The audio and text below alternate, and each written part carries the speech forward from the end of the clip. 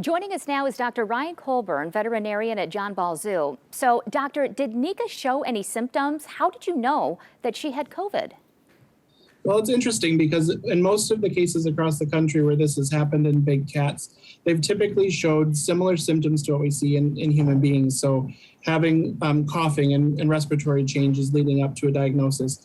In Nika's case, hers was a little bit different in that she was seeming to feel fine right up to the day that she started showing symptoms.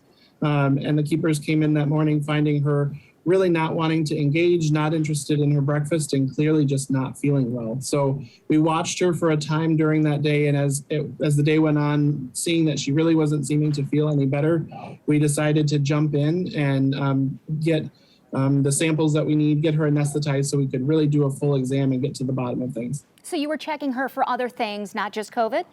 Oh, absolutely. So in those instances where we have a patient who's not feeling well, anything could be possible. And so we wanted to make sure to rule out all the other possible sources that she could cause her to not feel well. So that included getting x-rays, getting ultrasounds done, taking blood samples and urine samples to make sure we're not seeing evidence of infection or other things going on. And in the end, the only major finding during that exam was that she had an elevated temperature, a fever of 104. Which was likely why she wasn't feeling well. Just like us, if they have a fever, they're not going to feel well. But seeing a fever of that magnitude in the current situation where we know that COVID is really a significant presence in West Michigan and in Michigan as a whole right now, we knew we needed to at least rule that out. So we took samples at that time so that we could get that answer right away. And unfortunately, they did come back positive. Yeah, and then how do you treat a tiger for COVID? So in Nika's case, our initial focus needed to be to address that fever and make sure that she was feeling better. And so that involved giving her IV fluids. It involved giving her anti-inflammatories through her IV, as well as doses of antibiotics to just cover whether or not an opportunistic bacteria had gotten involved at all.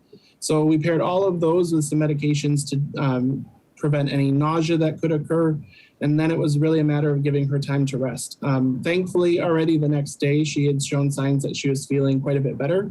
And each day since then, she's continued to improve. And today, I'd say that the biggest complaint Nika has is that her doctor hasn't cleared her to go back outside yet. So other than that, she seems to be feeling a lot better. That's good news. So how many animals have had COVID at the zoo?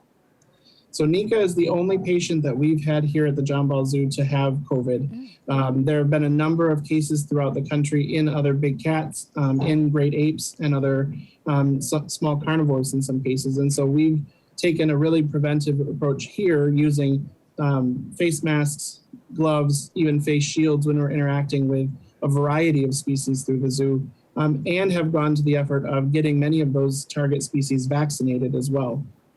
All right, doctor, thank you for joining us. Thank you so much.